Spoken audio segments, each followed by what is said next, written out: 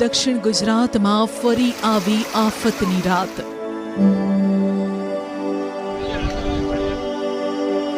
ફરી પાણીએ ભયાનક બનાવી લોકોની રાત। મારું ને આ બધાના ઘરમાં ભરાઈ ગયેલા પાણી। અંબિકા, ઔરંગા અને કાવેરીએ લોકોની ઊંઘ કરી હરામ। આટલા સુધી પાણી હતું, રાતભર લોકોએ આ રીતના તંત્રની મદદની રાહ જોઈ હતી। મેઘ તાંડવના કારણે ન પેટનો ખાડો પુરાયો, ન ઝપકી લેવાય। હવે સરકાર ખવડાવે તો ખાય વાળી। પાણી ઘરમાં આવે એટલે પેલું ઘર મારું જ ભરાય છે એટલે હું નીકળી ગઈ। નાનું છોકરું હાટે પછી છોકરુંને પિયર મૂકી આવી। બધા હેરાન થઈ ગયા। રાતના કોઈ આવ્યું નહીં। રાતના પરિસ્થિતિ બહુ ખરાબ હતી। અઘરી રાતના આખી રાત બેસીને સૂતા બી નથી અમે। બે બાળકોના પિતાની આંખમાં ક્યારે આંસુ આવ્યા હશે તે આપણે સમજી શકીએ છીએ। માતા પિતા ભૂખ્યા રહી શકે પરંતુ બાળકોને તો જમાડવું પડે ને। પરંતુ ગરીબોની વેરી બનેલી અંબિકા નદીએ કાંઠાના વિસ્તારના લોકોને આવી જ રીતે રડાવ્યા। એક ટંકનું લાવીને એક ટંક ખાતા ગણદેવી તાલુકાના દેવધા ગામના યુવાનના આંખમાંથી આંસુ સરી પડ્યા। પાણી યુવકનું વધુ જ તાણી ગયું। ઘરમાં 6 સભ્યો છે। હવે ઘરમાં કાદવ સિવાય બીજું કંઈ જ બચ્યું નથી। યુવકે વિચારીને રડી પડ્યો કે ખિસ્સામાં 1 રૂપિયો પણ નથી। 6 સભ્યો શું જમશે? કેવી રીતે તેમનો દિવસ નીકળશે? કારણ કે પાણીના કારણે મજૂરી પણ બંધ થઈ ગઈ છે। માટે આંખોમાં આંસુ સાથે તે સરકાર પાસે મદદ માંગી રહ્યો છે। સાંભળો સરકાર, આ ભીની આંખે યુવકની વેદના। અમે તો બાને નહીં કરો, અમે તો ઉપર ઉઠા એટલે થોડાક તો નાહી આવતા ને આ લોકો આ બાજુમાં નાહી ગયેલા। આખી રાત કેવી રીતે કાઢી પાણીમાં? પાણીમાં કોઈ નહીં તો ઉપર પાણી નહીં ચડ્યું એટલે અમે ઉપર બેસી રહેલા હતા। આવે વધારે એમ કરીને બેસી રહેલા હતા। ફોન નથી આવ્યો, સામાન પડ્યું, કામ મૂકીને ટેન્શન થયા કરે। કેટલું નુકસાન થયું? ઘરમાં અનાજ પાણી બોલાઈ ગયા? બોરાઈ ગયેલા વધારે।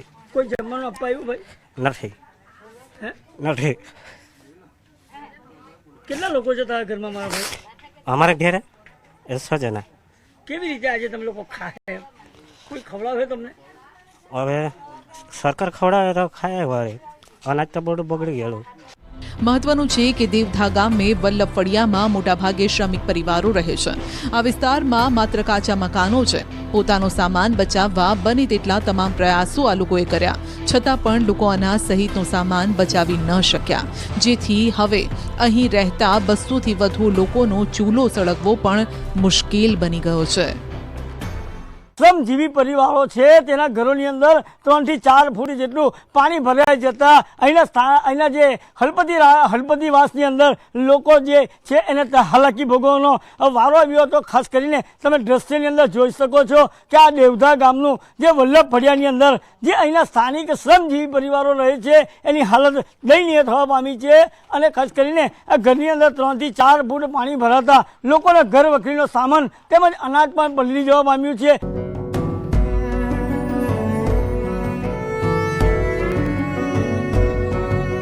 ઊંઘ આવે પણ કઈ રીતે?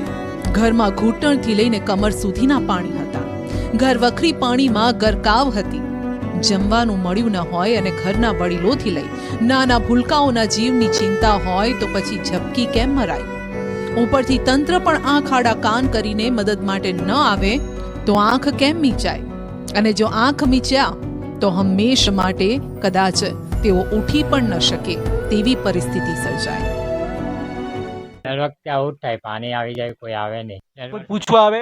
નહીં, કોઈ નહીં આવે। દર વર્ષે આવું થાય છે તો રજૂઆત નહીં કરો તમે અહીંયા? વાત કરીએ પણ અહીંયા કોઈ આવે જ નહીં। વલસાડના બંદર રોડ વિસ્તારમાં રાત્રિના સમયે અચાનક ઔરંગા નદીએ પોતાની મર્યાદા ઓળંગી। ત્યારબાદ 300થી વધુ ઘરમાં પાણી ઘૂસી ગયા। ક્યાં ઘૂંટણ સમા તો ક્યાં કમર સુધીના પાણી ભરાયા। આવા પાણી વચ્ચે લોકોએ ભૂખ્યા અને તરસ્યા રાત વિતાવવી પડી। અહીંયા આગળ કયો વિસ્તાર છે ને કેટલા ટાઈમથી આવું થાય છે? દર વર્ષે આવું થાય છે સર। કોઈ પૂછવા આવે છે? ના, કોઈ નહીં આવે। અહીંયા આગળ તમને કોઈ પૂછવા આવ્યું ખાવા બાવાનું કે? ના કોઈ નહીં કર્યું ખાવાનું? ખાવાનું કઈ નહીં। છોકરી લોકો કે જે ચા પાણી મોકલે તે એ બી હજુ કઈ નહીં મળે. એ લોકો કોઈ સરકાર તરફથી, તંત્ર તરફથી કોઈ નહીં પૂછવા પણ નહીં આવે? કોઈ નહીં. દર વર્ષે ભરાય, તમે રજૂઆત નહીં કરો? ના કરીએ પણ કોઈને આ એરિયા જ છોડી દે એ લોકો. આ એક વિસ્તાર નહીં, વલસાડ અને નવસારીમાં મેઘરાજા એવા વરસ્યા કે નીચાણવાળા વિસ્તારોમાં રહેતા હજારો લોકોની રાત ભયાનક બની ગઈ. કોઈ જીવ બચાવવા ઝઝૂમ્યું તો કોઈએ પોતાના આશિયાનાને આંખોની સામે ડૂબતું જોયું. બે માળના મકાનો છે ને તેઓ તો ઉપર જતા રહ્યા. સામાન પણ ઉપર ચઢાવી દીધો, પરંતુ વિચારો કે આટલા પાણીમાં રહેતા લોકોનું શું થયું હશે, જેઓ પાસે જીવ બચાવવા સિવાય કોઈ વિકલ્પ ન હતો. દ્રશ્યો વલસાડના પિચિંગ વિસ્તારના છે. અહીં પણ અનેક ઘરમાં પાણીએ સામ્રાજ્ય જમાવ્યું. ઘરના હોલ, રૂમ, રસોડું જાણે કે સ્વિમિંગ પુલ બની ગયા. કેટલીક જગ્યાએ પાણીએ ઘરના એક દરવાજાથી બીજા દરવાજા સુધીનો રસ્તો કર્યો. દુકાનોની આરપાર પાણી નીકળી ગયું. અત્યારે જે દ્રશ્યો જોઈ રહ્યા છું, હું એક ઘરમાં ઊભો છું. ઓરંગા નદી કિનારે આવેલા પિચિંગ વિસ્તારનું આ એક ઘર છે. અહીંયાથી જાણે ઓરંગા નદી અહીંયાથી 1 કિલોમીટર દૂરથી વહે છે, પરંતુ નદીના પાણી છે અહીંયા આગળ આ ઘરની અંદરથી આર પાર નીકળે છે. ઘરના એક દરવાજાથી બીજા દરવાજા સુધી છે આખી નદીના પાણી છે, ધસમસતો પ્રવાહ પસાર થઈ રહ્યો છે.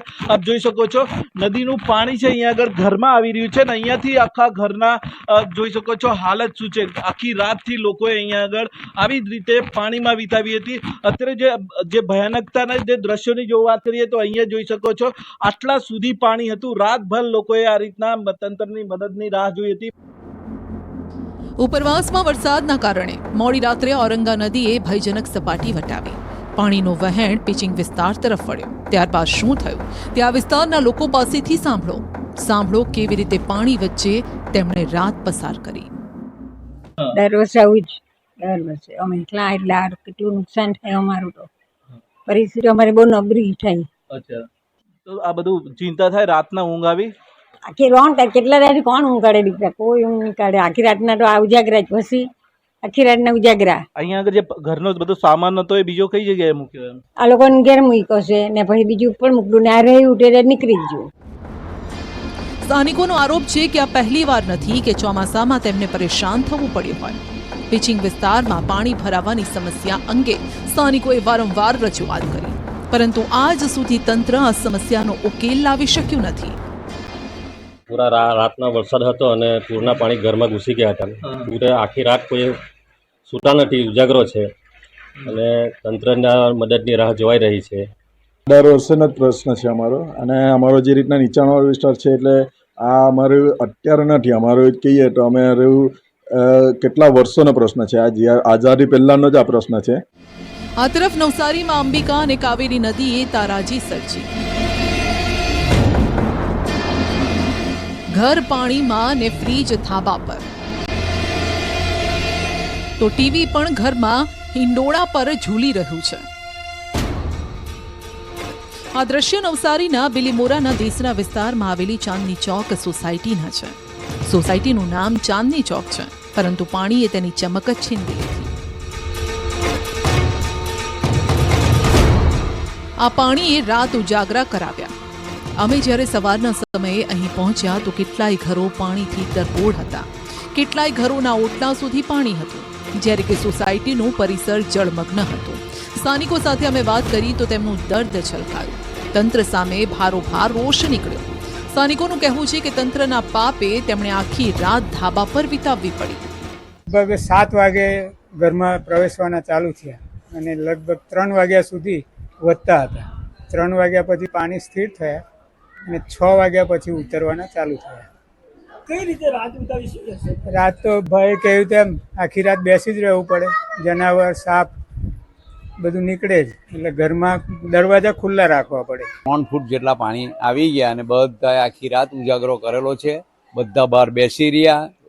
સાપ આવી જાય, બીજા કંઈ જનાવર આવી જાય તો બધાએ સાચવવું પડે, લાકડી લઈને જ બેસવા પડે.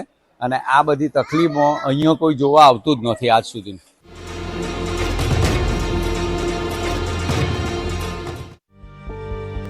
વલસાડના પિચિંગ વિસ્તારમાં મંજુલાબેનના ઘરમાં પણ પાણી ઘૂસી ગયું.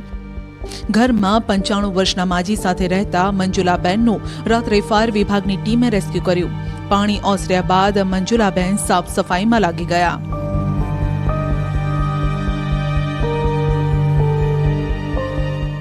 પાણી આવ્યું જેની ગતિ હતી કેટલી બીક લાગતી હતી કારણ કે તમે અને ઉંમરવાળા માજીને તો જેમ તેમ લઈ ગયા ભાઈ લોકો ઉચકીને લઈ ગયા કેમ કે 95 વર્ષની ઉંમર છે મારી મમ્મીની ને એમને આંખે દેખાય નહીં કાને સંભળાય નહીં ઘરમાંથી નીકળવાની કરે જેમ તેમ ઉચકીને લઈ ગયા.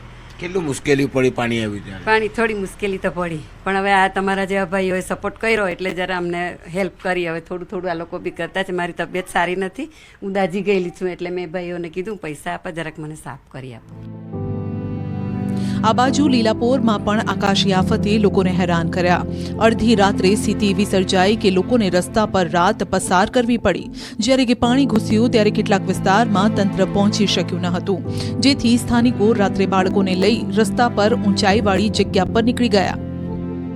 સ્થિતિ રાતના ફૂલ ઘરમાં પાણી ઘૂસી ગયા હતા. રાતના 3 વાગ્યા સુધી બધા માણસ હેરાન થઈ ગયા. રાતના કોઈ આવ્યું નહીં. આખી રાત કેવી રીતે કે પાણી વચ્ચે બાળકો બધા બહાર રસ્તા પર આવી ગયા હતા. ખાવા પીવા વગરના કોઈ એમને રસ્તા પર જ. ઘરમાં એટલું ગંદુ પાણી અને કાદવ જમા થયો કે તેને સાફ સફાઈ કરવા માટે ઘર બહાર રસ્તા પર ભરાયેલા પાણીનો જ ઉપયોગ કરવો પડ્યો. પાણી નથી પણ રોડ પરથી મહિલાઓ પાણી લઈ રહી છે ને ઘરની સાફ સફાઈ કરી રહી છે. દ્રશ્ય જોઈ શકાય છે.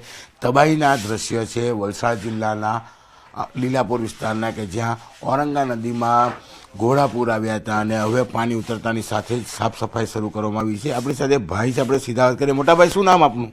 મારું નામ સુરેશભાઈ છે. સુરેશભાઈ, કેટલું પાણી હતું? આ સામે આ દિવાલ દેખાય એટલે લગીને પાણી છે અહીંયા. પછી પાણી આવ્યું ત્યારે શું કર્યું તમે? પાણી આવ્યું ત્યારે અમારે સંબંધી છે ને તેમને ઘરે જ જ્યાં કર્યા. હા, બહાર નીકળી ગયા તો અડધે જ પાણી ઘરમાં આવે એટલે પેલું ઘર મારું જ ભરાય છે એટલે હું નીકળી ગઈ. નાનું છોકરું હાટે પછી છોકરુંને પિયર મૂકી આવ્યા. સાફ સફાઈ શરૂ કરી. પાણી ક્યાંથી લઈ આવ્યા? હા, આ પાણી બધું આ જે રેલનું ભરાયેલું તે જ પાણીથી સફાઈ થાય. માત્ર ઘરમાં જ નહીં, લીલાપોરમાં આવેલા ભંગારના ડેલા અને દુકાનોમાં પણ પાણી ભરાઈ ગયા. વેપારીઓને પણ આર્થિક રીતે ફટકો પડ્યો. ઉપરથી હવે જ્યાં સુધી પાણી ઉતરશે નહીં, સાફ સફાઈ નહીં થાય ત્યાં સુધી તેઓ નવું કામ પણ નહીં કરી શકે. ખાસ કરીને આ વિસ્તારમાં મુખ્ય રોડ ઉપર કબાડીની દુકાનો આવેલી છે કે જ્યાં લાકડાથી લઈ સિમેન્ટના પતરાથી લઈ તમામ વસ્તુ પાણીમાં ગરકાવ થઈ ગઈ હતી અને મોટા પ્રમાણમાં અહીંયા ખેડૂતોના ખેતરો આવેલા છે એટલે કે ચોક્કસપણે મોટા પ્રમાણમાં નુકસાનની ભીતિ સેવાઈ રહી છે. ત્યાં પાણી ઓસર્યા બાદ મકાન હોય કે દુકાન કે પછી દુકાનની સામેનો રસ્તો, ઠેર ઠેર લોકો સાફ સફાઈમાં લાગી ગયા છે. લોકોનો આરોપ છે કે જે કામ તંત્રનું હોય તે કામ સ્થાનિકોએ કરવું પડી રહ્યું છે. આફત સમયે ટેક્સ લેનારી નગરપાલિકા લોકોને કામ ન આવતા તેમણે નારાજગી વ્યક્ત કરી. હરીશભાઈ, આખી રાત પાણી રહ્યું, કેવી પરિસ્થિતિ? 2 વાગ્યા લગીને પાણી રહ્યું. પરિસ્થિતિ એટલી ખરાબ કે આ ડેનેજ લાઇનનું ગટર બી ઉભરાય પણ મ્યુનિસિપાલિટીવાળા કોઈ કંઈ કરવા નથી આવતા. આ કચરો અમારી જાતે કાઢ્યો. મંદિરમાં બી પાણી ઘૂસી ગયું તો અમારે જાતે કાઢ્યું છે. કોઈ નગરપાલિકાવાળા કોઈ આવ્યું નથી. હજુ કચરો ટાઈમને ટાઈમ પડેલો છે. કાકા સાફ સફાઈ કરતા આપણે વાત કરીશું. કાકા, આપનું નામ? દિનેશભાઈ. દિનેશભાઈ, શું કહેશો? આખી રાત પાણી રહ્યું, કેટલો ભય? બહુ હેરાન થયા છે અમે ને આ જાતે જ સાફ સફાઈ મ્યુનિસિપાલિટી તો આવે જ નહીં ને વર્ષોથી આ સમસ્યા છે જ અહીંયા પાણી ભરાઈ જવાની. વારંવાર આ વિસ્તારમાં તો ઘણા બધા વેપારીઓની દુકાન આવે તે બી બધી અનાજ ને બધું બગડે છે, વારંવાર બગડે છે. આ તરફ બિલીમોરાથી અમલસાડ જતો એકમાત્ર રસ્તો બંધ થતા જનજીવન ખોરવાયું. વહેલી સવારે પણ બિલીમોરાથી અમલસાડ જતા લોકો અટવાયા. બપોર બાદ થોડું પાણી ઓસર્યું હતું, છતાં રસ્તાની બંને બાજુ 3 કિલોમીટર સુધી 5-5 ફૂટ પાણી ભરાયેલું જોવા મળ્યું. રસ્તાની બાજુમાં આવેલી સોસાયટીમાં પણ કમર સુધીના પાણી ભરાયેલા હતા, જેથી લોકો ઘરમાં પુરાઈ રહેવા મજબૂર બન્યા. બંને બાજુ પાણી છે અને રોડ પર પાણી, એટલે પાણીની વચ્ચે લોકો રહેવા મજબૂર બન્યા છે. આ તો શું કહેવાય કે ચોમાસામાં આ સ્થિતિ ઊભી થાય જ છે. વધુ વરસાદ પડે એટલે આ પ્રોબ્લેમ આવીને ઊભી જ રહી છે. તમામ લોકો માટે જવા માટે એક જ માર્ગ છે બિલીમોરાથી અમલસાડ. તો કેવી રીતે વરસાદ પડે તો પરિસ્થિતિ? આ રસ્તો બંધ થાય એટલે બધાનું રોજગારથી માંડીને બધું જ બંધ થઈ જાય છે. બિલીમોરા અમલસાડ રોડ પર આવેલ ભાઠા ગામ પણ બેટમાં ફેરવાયું. અંબિકા નદીનું ધસમસતું પાણી આવી જતા ભાઠા ગામે જતો મુખ્ય રસ્તો જ પાણીમાં ગરકાવ થયો. ગામનો બંને તરફનો સંપર્ક તૂટી ગયો. રસ્તા પર ઘૂંટણસમા પાણી ભરાયા, જેથી રસ્તાની સાઈડમાં વાહનોનો થપ્પો લાગી ગયો. લોકોને પાણી ઓસરવાની રાહ જોવી પડી. બીજી તરફ અહીં રસ્તાની સાઈડમાં આવેલું આરોગ્ય કેન્દ્ર પણ પાણીમાં ગરકાવ છે. જ્યારે ગામ લોકો સાથે વાત કરી તો તેમણે દાવો કર્યો કે આવી સ્થિતિમાં ગામના અનેક ઘરોમાં પાણી ઘૂસી ગયું હશે. જે પ્રકારે આ ગામનો મુખ્ય માર્ગ છે, ગામની અંદર પ્રવેશતો જે જગ્યા છે ત્યાં આગળ પાણીનો જે પ્રકારનો વહેણ છે, એટલે કે આ વહેણની અંદરથી લોકોને પસાર થવું પડે છે. સતત આ પ્રકારનું પાણી વધી રહ્યું છે. ત્યારે બીજી બાજુના દ્રશ્યો બતાવવાનો પ્રયાસ કરીશ કે ભાઠા ગામનું આરોગ્ય કેન્દ્ર છે તે પણ પાણીમાં ગરકાવ છે. મોટા પ્રમાણમાં બિલ્લીમોરાથી યુવાનો અમલસાડ નોકરી માટે જતા હોય છે, એટલે કે આ રસ્તા પર ઠેર ઠેર આ પ્રકારે મુખ્ય માર્ગ ઉપર પાણી ફરી વળ્યા છે, જેને લઈને રસ્તો વાહન વ્યવહાર માટે બંધ કરી દેવામાં આવ્યો છે. અને જે પ્રકારે મુખ્ય માર્ગ ઉપરથી પાણીનો વહેણ છે, એટલે કે આ વહેણની અંદર ગામની અંદર જવું ખૂબ જ મુશ્કેલ પડી રહ્યું છે, કારણ કે ગામ આખું પાણીમાં ગરકાવ છે. લોકોના ઘરોમાં પાણી છે. ત્યારે હું કેમેરામેનને કહીશ ફરી એકવાર દ્રશ્ય બતાવવાનો પ્રયાસ કરશે કે જે ગામનો મુખ્ય માર્ગ છે, મુખ્ય માર્ગ ઉપર જ પાણીનો વહેણ છે. આ પાણીના વહેણમાં થોડેક સુધી તો અમે પહોંચ્યા છે. તો પૂરના પાણી ઓસરતા હવે ઠેર ઠેર જોવા મળી રહ્યા છે તબાહીના દ્રશ્યો. નદી પરના કૈલાસ રોડના પુલનું મોટા પાયે ધોવાણ થયું છે. સલામતીના ભાગરૂપે વાહન વ્યવહાર અને રાહદારીઓ માટે પણ પુલને બંધ કરાયો. નદી કિનારાના વિસ્તારના લોકો ઘર છોડી સલામત સ્થળે ખસી ગયા. શહેરને 40 ગામથી જોડતો પુલ પણ હવે જર્જરિત બની ગયો છે.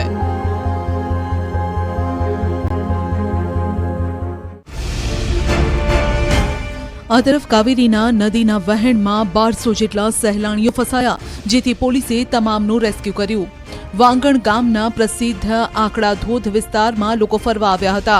અચાનક આવેલા ભારે વરસાદ અને કાવેરી નદીના પાણી વધી જતા લોકો ફસાઈ ગયા.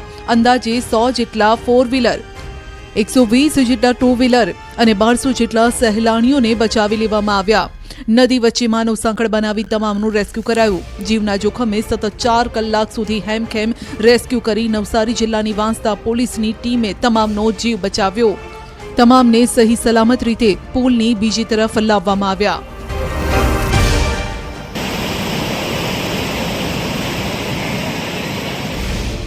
ભારે વરસાદના કારણે નવસારીમાં સૌથી વધુ બિલીમોરા શહેરનું જનજીવન પ્રભાવિત થયું.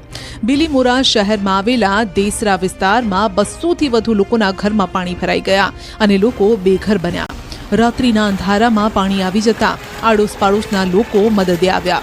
નીચાણવાળા ઘરના લોકોએ આસપાસના લોકોના ઘરે આશરો લીધો.